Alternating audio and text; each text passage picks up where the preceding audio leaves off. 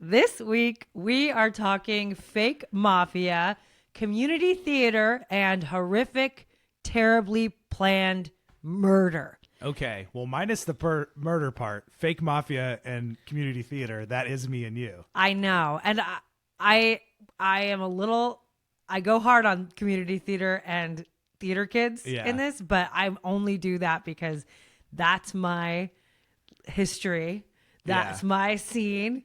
So, you know, I get to go hard, but I'm not doing it out of hate. I'm doing it out of familiarity. Yeah, and I'm the king mafia cosplayer, so this is perfect. It's kind of a good one for us. Yeah. So this is the story of Dan Wozniak, Rachel Buffett, Sam Ayer, and Julie Kibuishi. So for this episode, I mostly used the 2020 season 4 episode 26 episode, the final act, plus a bunch of newspaper articles, and then a dubious blog called DanielWozniakIsMyFriend.com. Now, I'm including this blog was basically this woman knew this guy Dan from the theater scene. Yeah. And ended up becoming pen pals with him. So it sounds like she does kind of know what she's talking about. And like the comments on her blog are all from people from the community. And also she, I think, was featured or like on Dateline. So like she's out there, her information's out there. So I'm using it. Yeah. But the blog is really dumb. And also the title is technically Daniel Wozniak is my friend. There's a question mark. Damn. I was going to say, I really like websites that are, you know, have an on the nose, like the website is about what the website says it is about. Literally. So I kind of do appreciate the question mark a little bit. Yeah. Well, yeah. You know, it's not actually on the domain name, but it is on the title of the blog. All right. Okay. This is a true story involving murder, violence, drugs, adult themes, etc. But you signed up for this, so it's your funeral. We're going to joke and curse, and you're used to it. So let's do it. All right, Nikki, are you ready to hear this story? No. Okay. Let's get started. Evil laugh. Yes, there's going to be a lot of those in this episode. As your theater kid takes hold of yourself. This story starts in one of Nick's reoccurring dreams. Okay. A huge, sprawling apartment complex packed with college kids. Yep. The Camden Martinique apartment complex in Costa Mesa, California is closed now. They had a lot of really bad reviews up until the end. Lots of rats and cockroaches. Okay. But back in 2010, it was like a mega Melrose place, right? Like multiple pools, palm trees, Taco Tuesdays, these organized parties and barbecues. And most of the residents were under 25, just living the California dream. 26-year-old Sam Ayer was one of those tan hotties lounging by the pool. He was an Army veteran. He'd volunteered to serve in Afghanistan in 2006. Sam was a mechanic on the front lines until he was honorably discharged in 2009. In 2010, he was enrolled in Orange Coast Junior College with the goal of beefing up his education and potentially re-enlisting in the Army. His dad, Steve Ayer, said Sam was thinking of pursuing a career in the military. And Sam was a picture-perfect California hunk. Gorgeous, muscly, but also, according to friends and family, very kind. Overall, just a super nice, happy dude. Okay. I like him so far. So far, A+. On the evening of May 22nd, 2010, Sam's parents became worried about their son. Sam was Steve and Raquel Ayer's only child, and the family was really close. Sam had plans to visit them at their Anaheim Hills home that weekend, and Steve Ayer was a veteran as well, right? He was a Marine. He and Sam would watch movies together. They would lift weights. They would wrestle. You know, they had a lot in common. But Sam didn't show up that weekend, and he wasn't answering his cell phone. By late evening, Steve Ayer decided to drop by the Camden Martinique apartments to see if he could get eyes on his son. Steve Air let himself into Sam's apartment. I don't like this. It was clean. It was neat. Everything looked normal. But in the bedroom, he found a body. And this was the body of a young woman wearing a tiara, covered in blood, kneeling near Sam's bed. Someone had written, "She's yours, fuck you," on the back of her shirt. Jesus. And while she was fully clothed, her jeans had been pulled down as if she had been sexually assaulted, and she had been shot twice in the back of the head. Oh my God. In a tiara? Yeah. That's so sadistic. R.I.P. whoever this is. The woman's purse was nearby, undisturbed, and she was quickly identified as Juri Kibuishi. Juri Kibuishi was a 23-year-old college student from Southern California who went by Julie. She was the first girl in her family and born on Valentine's Day, so she was the only girl. Julie spent most of her life studying dance. After graduating from the Orange County School of the Arts in Santa Ana, she enrolled at Orange Coast College to study fashion design, and that's where she met Sam Air in a Spanish class. Now, Julie's parents said she was outgoing, fun, and goofy, and really willing to help anyone who asked her. She went above and beyond for friends. So when Sam Air asked Julie to tutor him in Spanish, she was more than happy to help out. And after a while, the two struck up a friendship. Julie lived with her family, but she'd often come over to the Camden Martinique for barbecues and parties and stuff like that. I think Julie had a boyfriend in the army who was stationed overseas, but regardless, both Sam and Julie were really adamant they were just friends. There was nothing romantic between them. On Friday, May 21st, 2010, the night before her body was found, Julie was having dinner with her older brother, Taka. Taka used the dinner to formally ask Julie to be a bridesmaid in his upcoming wedding. As part of the invitation, Taka gifted his sister a tiara. So halfway through dinner that night... I hate this so much, Muriel. Sorry. Just couldn't throw a softball my way. Come on. You know, this is, I mean, I love our Patreon subscribers more than anything. You guys really do make the dream come true. But like, also this could be nice for me too. You know, you all teed it up. Theater kids, it's fake mafia. Well, welcome to the concept of the show. All right. So this poor girl. Halfway through dinner that night, Taka said Julie got a series of concerning texts from a friend having some sort of personal issue. Julie told her brother that after dinner, she was planning on dropping by her friend Sam's apartment to check up on him. And she said Sam was a veteran and sometimes struggled with PTSD. So Taka told her to be careful, take care of herself, and the two parted ways for the night. That was the last anyone heard from Julie Kibuishi. She didn't come home that night, and she stopped answering her cell phone. So Steve Air, the father, is standing in his son's apartment with the body of a murdered girl in the bedroom, and he has no idea where his son is. And how long has he been since he's heard from him? Just like a day. He was supposed to come in the morning on Saturday, and then Saturday night he never called and he never showed up. Right, okay. So Steve called 911 in a panic to report the body. No, he couldn't imagine his son would do anything this horrific, but the evidence was piling up. Both Sam's passport and his car were missing. And while police were going through the apartment, a Taylor Swift song started playing. It was Julie Kibuishi's cell phone. So they opened the phone and they saw a series of messages between Sam and Julie from the night before. The first message is just a check-in. Sam talking about his plans with his parents for the weekend, talking about helping his downstairs neighbor Dan with something, and then heading to his parents' house for the weekend. But later, Friday night, a new series of messages came in.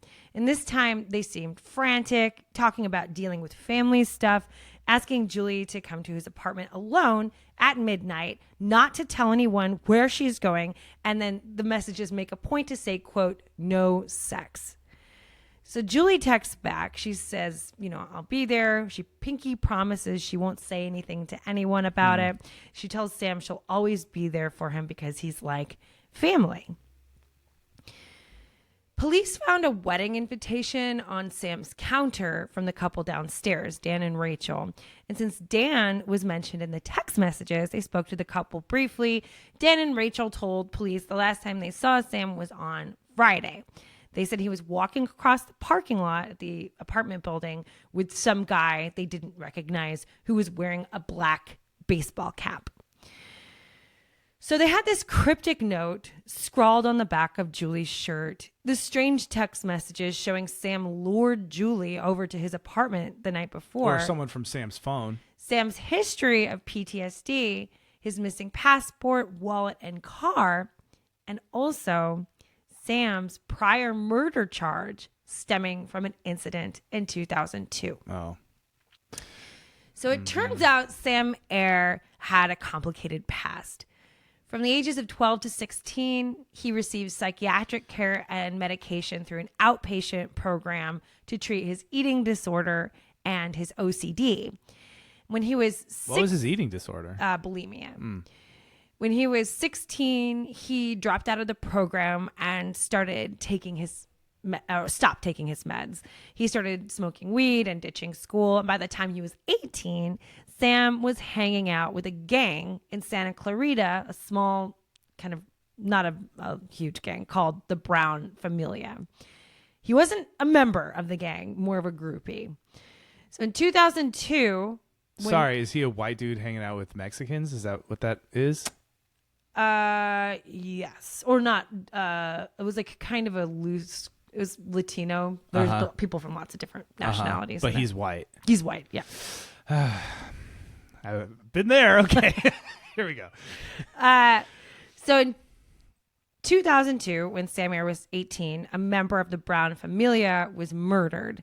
And the gang blamed the murder on an old childhood friend of Sam's, Byron Benito. And they came up with a plan to execute him. Basically, here's how it went down. The gang set Byron up. They had Sam Eyre pick him up and drive him to an abandoned industrial part of town. Byron got into Sam's car because they were old friends. And when Sam got to the planned location, he let Byron out of the car. Around 15 people swarmed Byron in a stabbing frenzy, stabbing with free abandon in the dark, and in the process, accidentally stabbing each other at certain points. I was going to say, it sounds like a cartoon of like when there's like that dust ball and you see all the fists flying and shit in cartoons. It wasn't like from beginning to end, it wasn't like an amazing plan. Yeah, they're teenagers. And most of them, a lot of them were underage, Yeah. under 18. So they go into the stabbing frenzy, and Sam Eyre was freaked out that if Byron survived, Byron could easily ID him as part of the attackers. So, big thoughts, he staged a parallel fight with a couple of other guys, a fake fight, so they could say they weren't involved in the murder and didn't see what happened that night.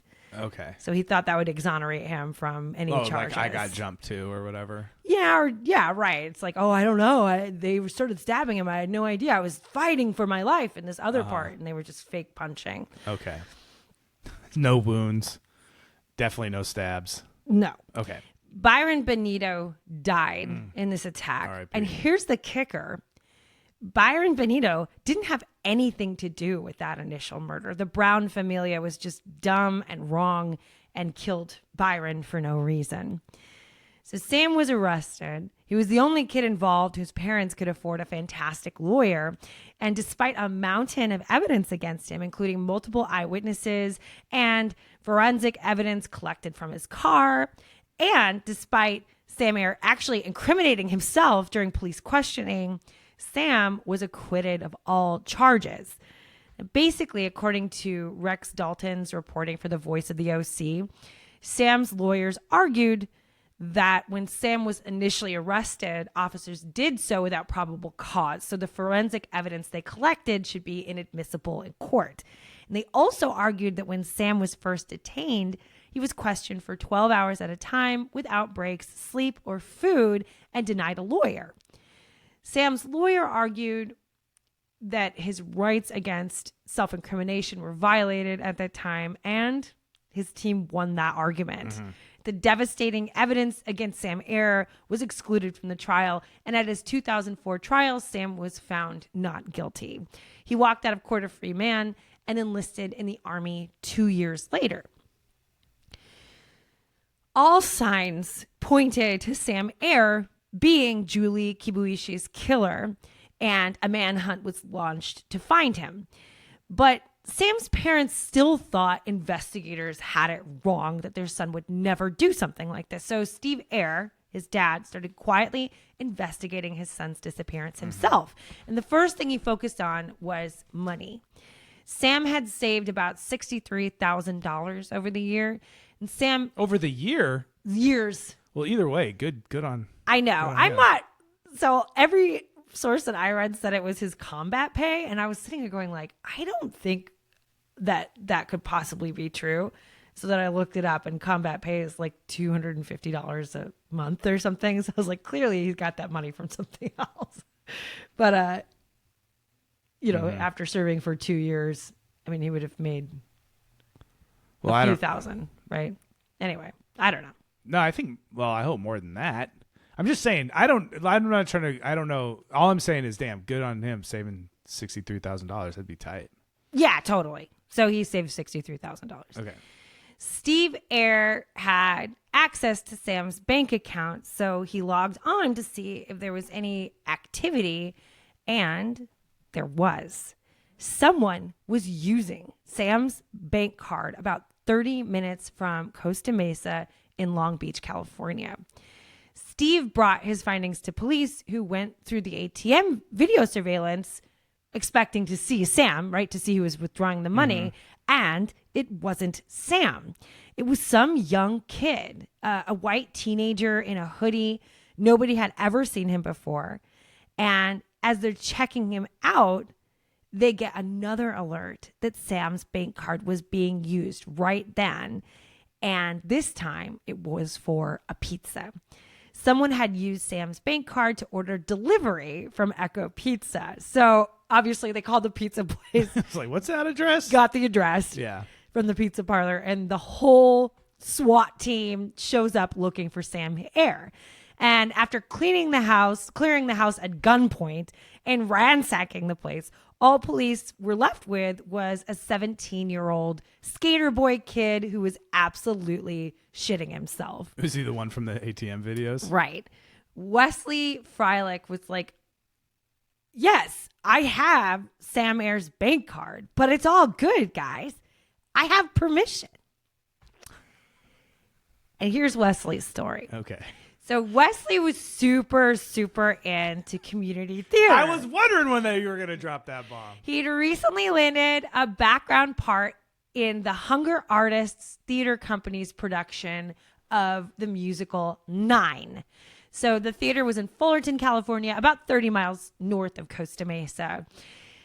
The lead in the musical was this guy who was huge in the local theater scene and one of Wesley's mentors in the wonderful world of stagecraft. Well, just the other day, this community theater guru approached Wesley with a proposition. He had this friend, Sam, and Sam was in trouble. Sam owed a bunch of money to a bail bondsman. And for some reason, Sam needed help to withdraw some money from his bank account. Now, Wesley said his theater guru handed him a thick folder with all this paperwork about bail bondsmen and bank accounts. And the guru said he just needed a little help. He needed Wesley to wear a disguise and make the transactions at the ATM for them. And the 17-year-old kid thinks, great, sounds good, right? He'd never used an ATM before, but this all sounded like legit grown-up stuff, right?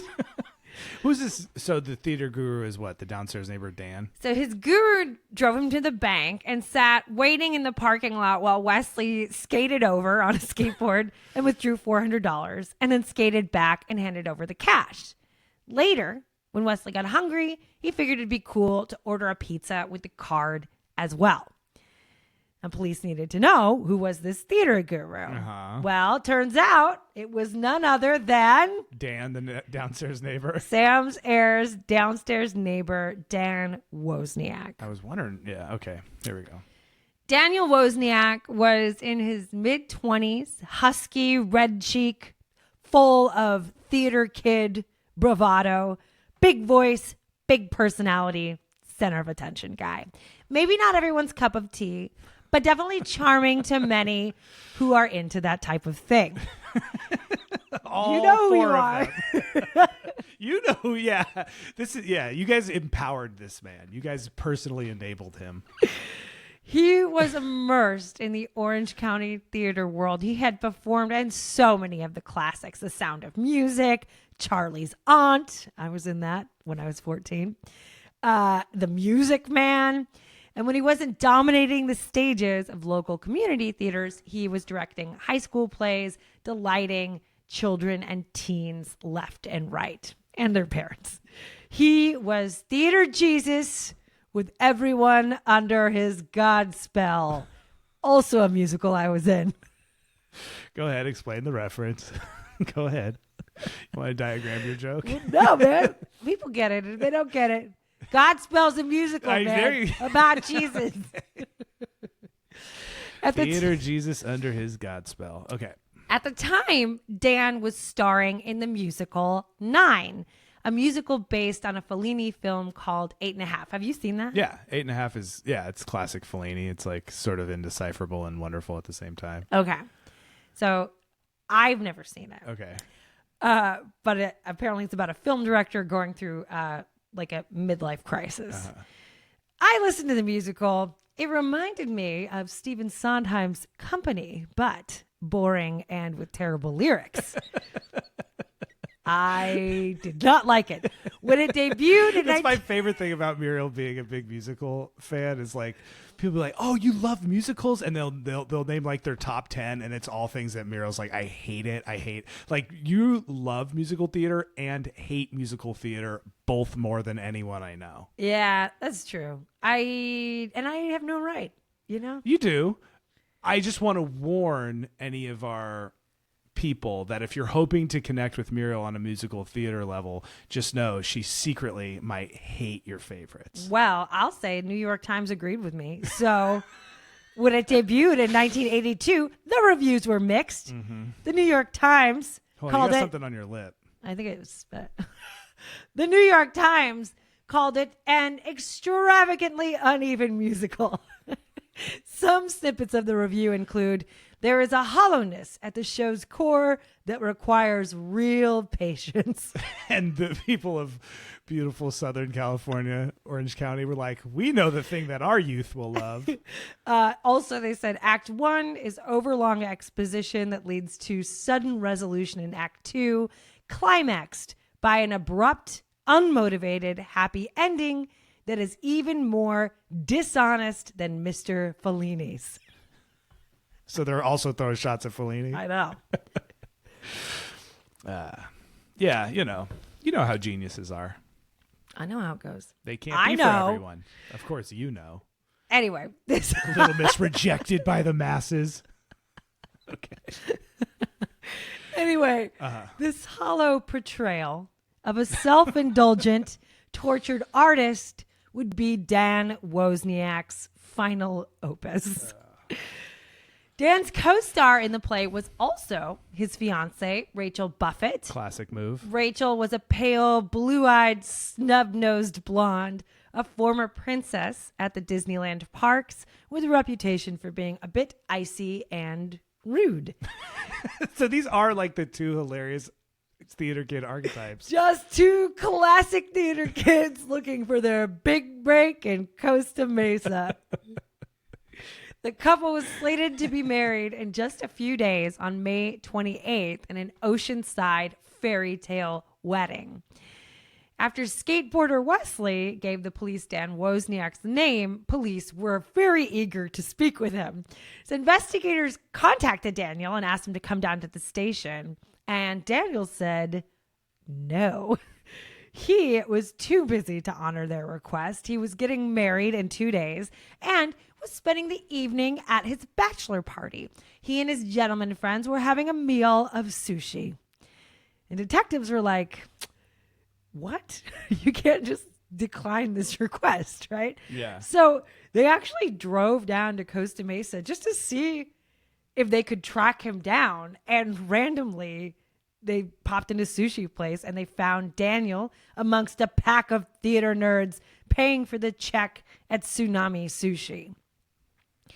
When Daniel saw the cops coming, he turned white as a ghost, but even handcuffed, he remained bombastic, announcing to police, "I'm going to tell you everything. I'm sick of covering for Sam." And then Daniel Wozniak was at the police station, sitting on a folding chair in a small interrogation room. A big guy on the soft side in khaki pants and a blue Hawaiian button-down shirt, a round-faced, framed with a chestnut beard, his cheeks flushed red with passion. He spoke with perfect diction and a dramatic flair.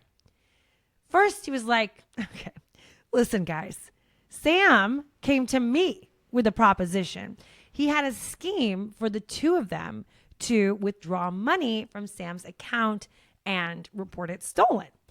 He said it was a win-win for both of them. Dan needed money for his wedding, and Sam was willing to pay him for his help. You know, he said, after that, I have no idea where Sam disappeared to. And detectives, of course, were like, well, why would Sam pay you to steal his own money? You know, frustrated, Daniel explained, I don't know the ins and outs of this scheme, right? I'm just following Sam's lead. I can't tell you. I don't know why. When it was clear that the story was making less and less sense as it went on, Daniel started to pivot. He said, guys, you're right. Okay, this time I'm going to tell you the truth. Daniel said that last Saturday morning, Sam came to his apartment upset, saying, I did something bad. There's a body in my apartment. Daniel said Sam had been doing drugs, hard ones, and that he shot Julie Kibuishi in a fit of rage. And Sam told him that Julie deserved it. And Daniel added, Sam said if he told anyone, Sam would kill Rachel, his wife. So Daniel told investigators, he had to go along with Sam's plan.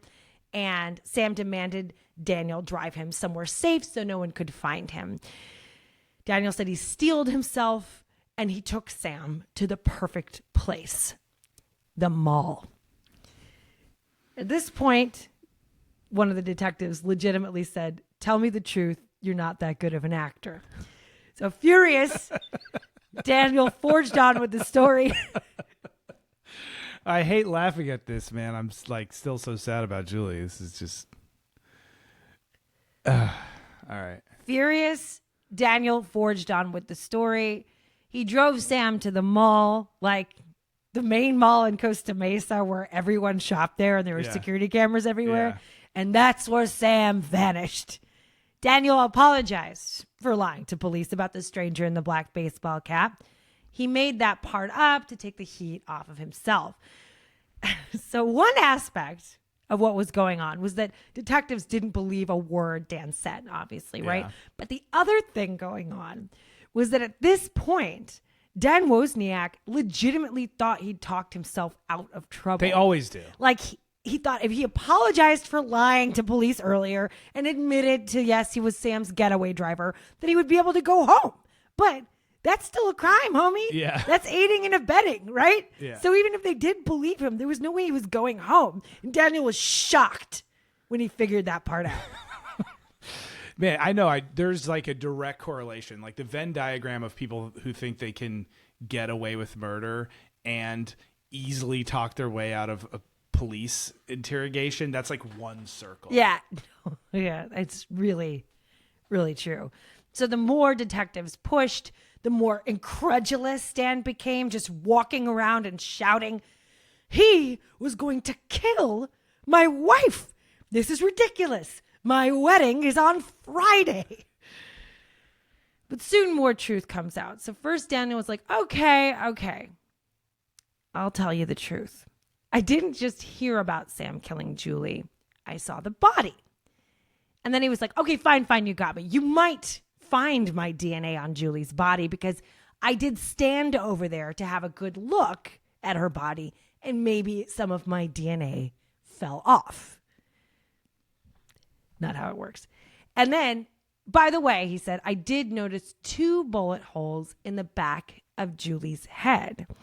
Now, this was the first real solid turning point in the police interview. No one outside the investigation actually knew Julie had been shot twice. The second bullet wound was so hard to see that all the first responders initially missed it. Oh, damn. So when detectives gave Daniel that information, he started sputtering like a motorboat, nervously spewing all kinds of new information that actually he followed Sam up to his apartment to give him a lesson on how to get away with murder, to pick up the shell casings and put his bloody clothes in the backpack. Like he's just saying all this stuff, right? So far the story has changed twice, but they're getting something piece by piece. When they brought Rachel Buffett into the room, the atmosphere charged with strangeness. Her lawyers later said that they thought it was a trauma response to the situation, but they sat her down next to Daniel and she was blank, maybe in a trance or maybe a terrible actor. She wasn't mad or upset or anything, just neutral, sort of mildly surprised at Daniel's involvement in a murder. You know, she was going, oh, and that happened on Saturday? Like that kind of thing. Later, in her own solo interrogation, Rachel remained flat and detached, just crossed her arms, stared at the floor, and kept repeating slowly and softly that she didn't know anything about the murders and couldn't remember anything that could be useful to police. However, detectives confronted her with a couple of lies that she told police. Lies about the last time she saw Sam Ayer. So first, Rachel admitted to lying to police about the man in the black baseball cap, right? There was no such person. They caught her in that lie and didn't know why she made that lie in the first place. And then also, what she didn't know is by now a person had come forward about the case. A local jazz singer who had loaned the couple money. Someone Rachel never told investigators about. And once they confronted her with that information, she admitted to hiding this loan she got from the jazz man. She said she was afraid the loan was dirty and the jazz man might have dangerous friends. So everything's the jazz man. I can't tell as a theater kid if you're lending credence to this term, the jazz man. That was my term, and I stand by it. So is the lawyer saying, do they argue it was trauma based on being interrogated and learning about her fiance, or trauma based on that first one? Okay. Yeah. That like the situation was just so scary that she just kind of shut down. That's their argument. Or you could argue that she's purposefully sort of not giving information. Okay. So she's all shut down in these interviews, but bless you, my love. Thanks. She's all shut down on these interviews, but Rachel was much more animated on the recorded calls she made to Daniel while he was in jail. Phone calls in which Daniel was adamant he had nothing to do with the murders. So shortly after Daniel's arrest, Rachel called Daniel to drop a bomb. Rachel had gone to Daniel's family's house to tell his parents and older brother Tim about Dan's arrest.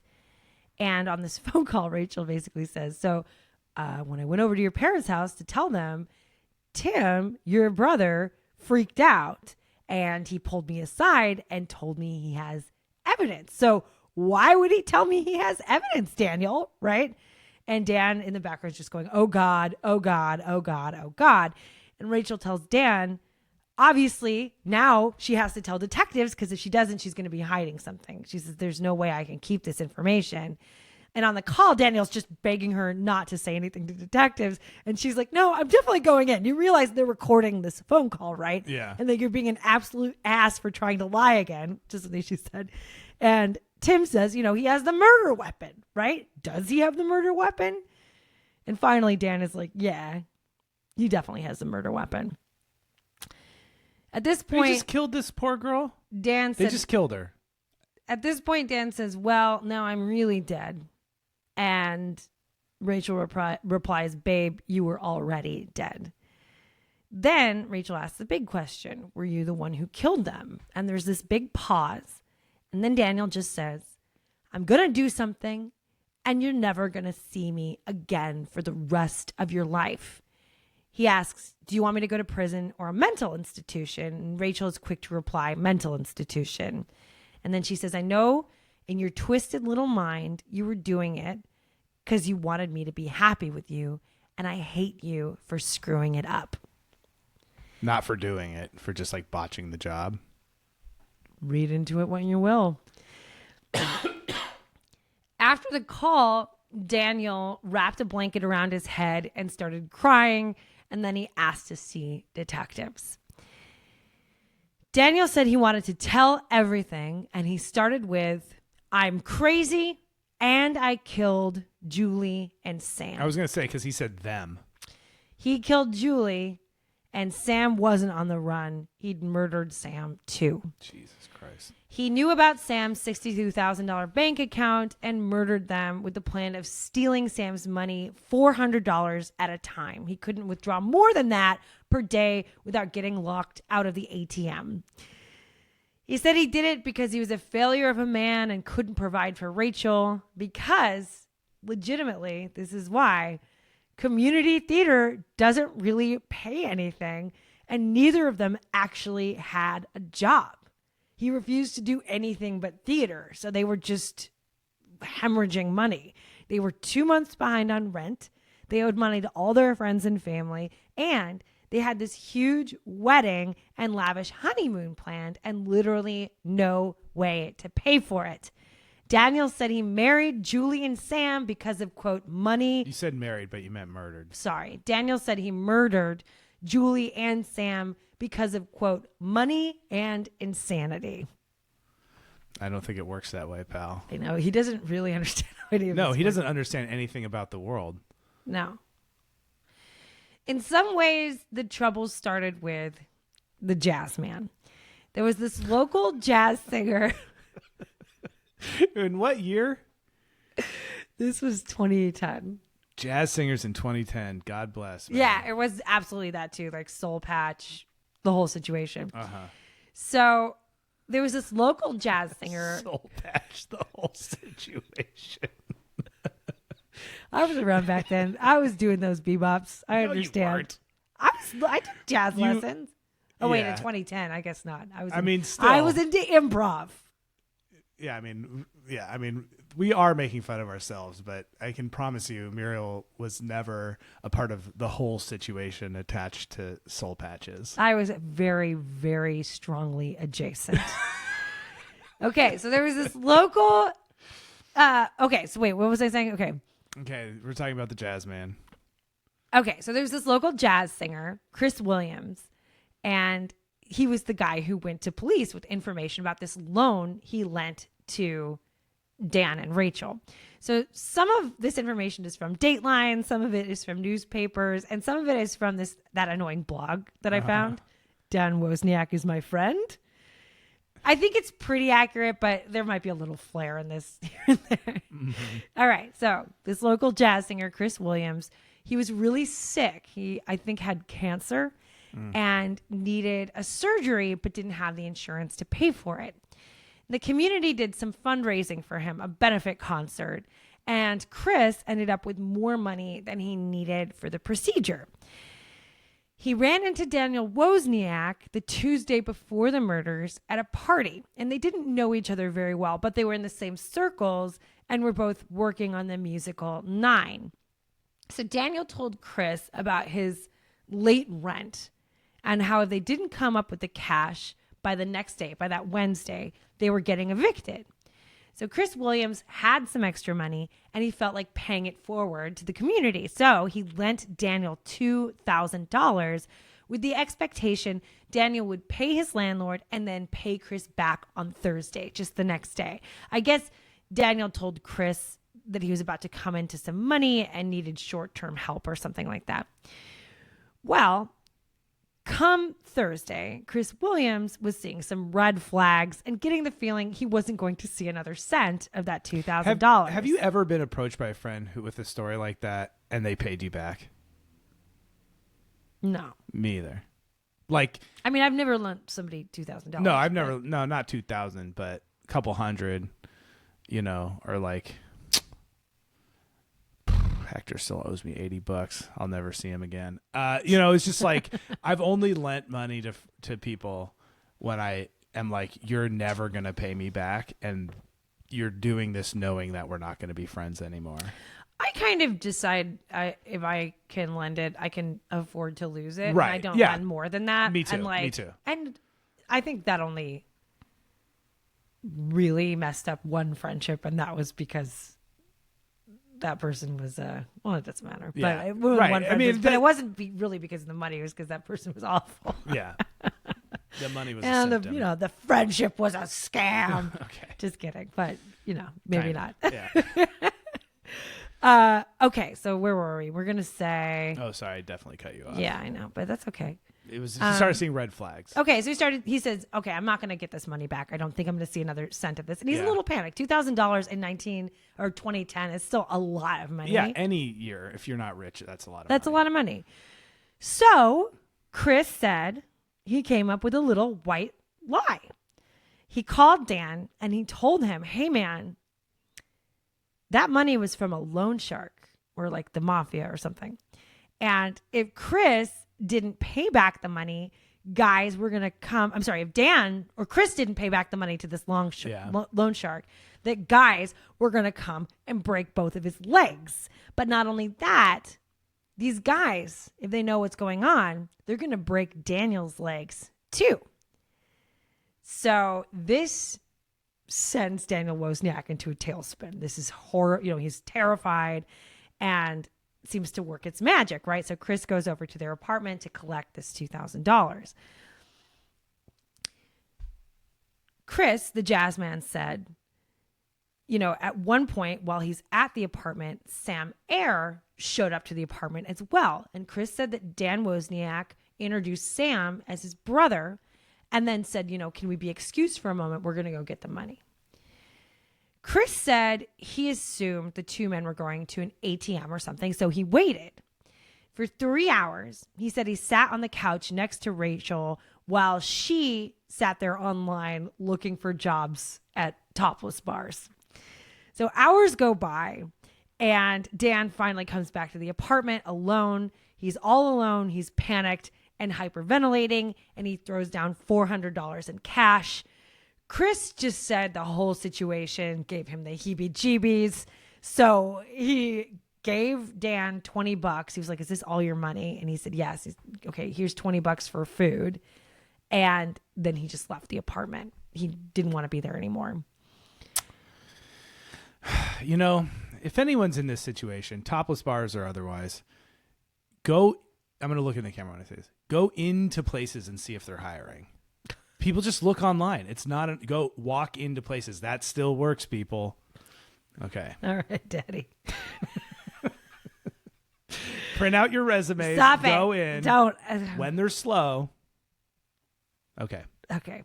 So in his confession to police, Daniel said that same afternoon, after the jazz man showed up to his apartment, he asked Sam Ayer to come help him move some boxes in the attic of the Liberty Theater on Los Alamitos Air Base. And Daniel said he asked Sam while they were in the attic to bend down and pick something up When Sam's back was turned, he shot Sam in the back of the head. Dan said after the first shot, Sam was alive and talking, saying, "I need help. Something hit me. It felt like maybe an electric shock." Then Dan reloaded the gun and shot Sam again, this time killing him. So sad. Afterwards, Daniel Wozniak took Sam's ATM card, cell phone, and passport. Then he went to teenage Wesley for help withdrawing the money from the ATM. Perhaps Daniel hoped he could keep the loan sharks from breaking his legs and pay for an extravagant wedding with daily increments of $400. A couple hours later, Daniel Wozniak headed out to then star in a sold-out performance of the musical 9. After the show, Dan used Sam's cell phone to text Julie Kibuishi, asking her to come to Sam's apartment at midnight. He thought he could throw off police by killing Julie and staging her body to frame Sam Ayer for rape and murder. When Julie came into the apartment, Daniel was already there, but it didn't set off alarm bells because Dan and Julie were Facebook friends from hanging out at barbecues at the apartment complex. When Julie went into the bedroom to look for Sam, Dan shot her in the back of the head and posed her body. I don't know why. I just want him to get the death penalty. I've literally never felt that way about one of these crimes. I never am like rooting for that. I hate this guy so much. I'm so sad about this. After Daniel confessed this part of the murders, he let out a contrived maniacal laugh in the interrogation room to illustrate his insanity. The exact same laugh he gave at the end of his performance in 9. Is that true? Yeah, apparently. Is that from the blog? It was from, I think the 2020 episode. I can't remember exactly. It wasn't from the blog, but apparently it was some sort of like theatrical thing that he was throwing in, this flair, right? So the next day, Daniel said he came back to the attic, like he returned to the attic the next day in the Liberty Theater with an arsenal of tools to dismember Sam's body.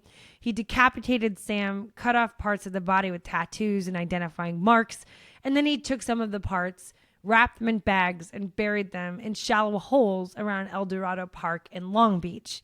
Daniel told investigators he laughed and smiled the entire time. Afterwards, thinking that means he's insane.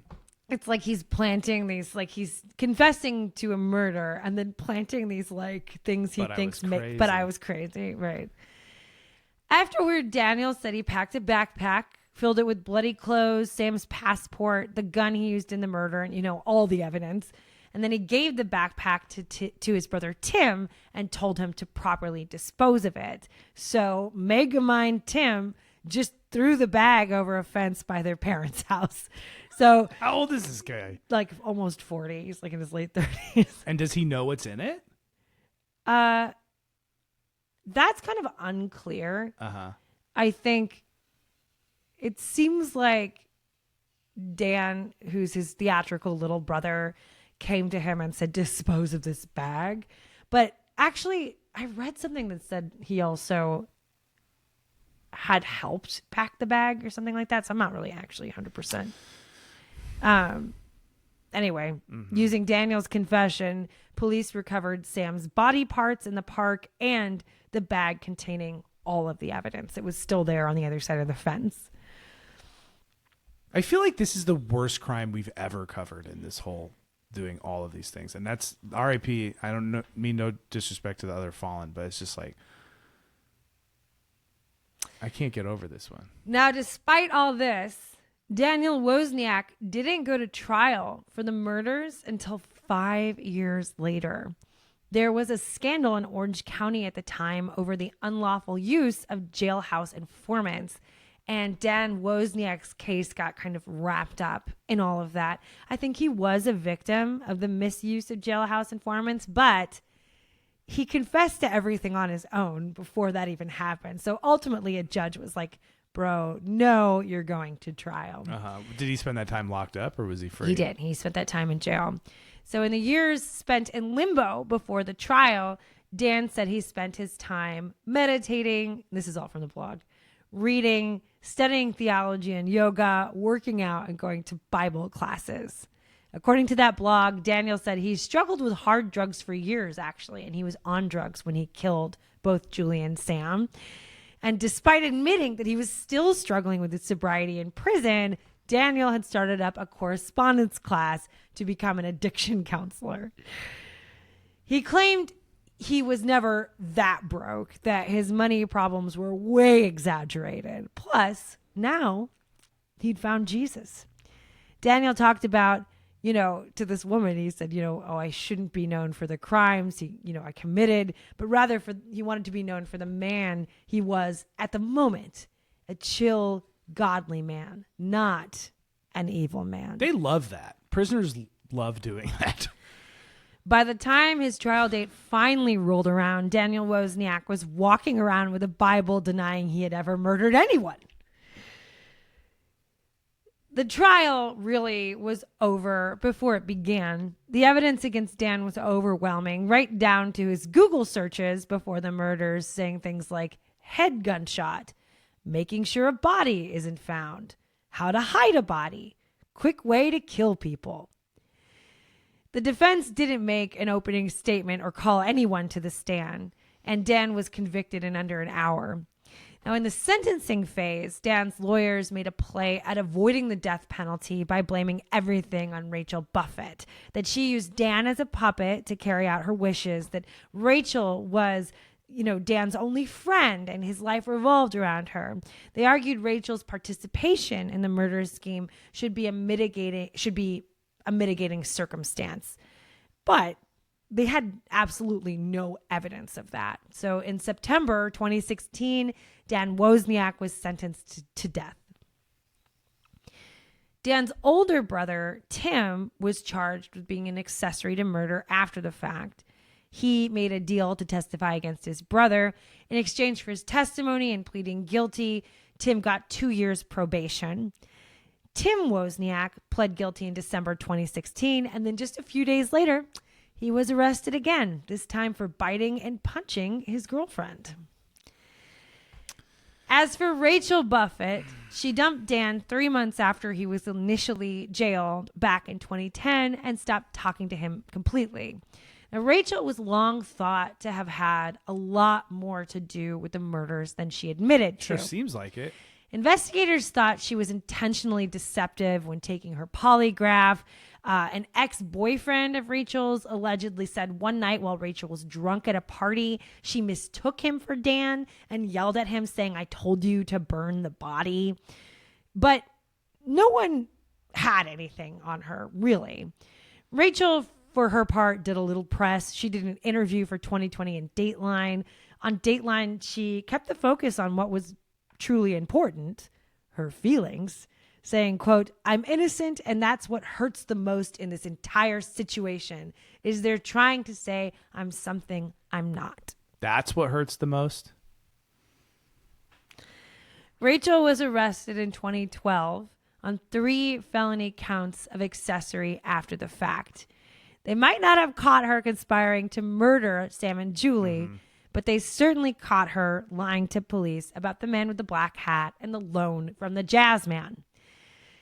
In 2018, Rachel was convicted on 2 counts and sentenced to 32 months in prison. She was released a year later due to good behavior. Also, Newsom has a moratorium on the death penalty. So Dan Wozniak is like in a special program right now, sort of taking classes and doing stuff and hanging out. So that's the end. Man, R.I.P. Sam, R.I.P. Julie. It's a pretty crazy story. Yeah. I don't know why. I just feel like, I know you did a good job like being entertaining about these theater kids, but man, that's a rough one, dude. Yeah. It's pretty rough. Yeah. It's a rough one. It's definitely Poor families. I know. Because Julie Kibuishi's mom and Sam Ayer's parents had to sit in 5 years worth of trials. Like all of the trials involved in whether or not, Dan Wozniak was going to go to a murder trial or what evidence was going to be admissible and all that kind of stuff. They sat in the courtroom for all of that stuff and just stared at the back of his head. And, apparently he just was clearly not at all, repentant. Yeah, not at all. He no didn't remorse. feel no remorse.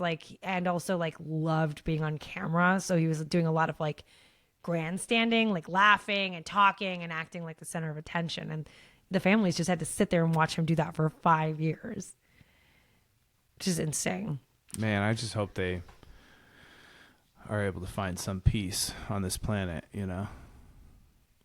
Damn. Well, just for the record, my fakery when it comes to the mafia is not what? Oh, I was going to say when you said you're a white guy hanging out with gangs, I was like, all right. Just saying. Adjacent to maybe that situation. Definitely not. No, I definitely wasn't stabbing anyone. No. No, it was just cool, Oh, okay. Also, I've definitely never pretended to be in the mafia or pretended that the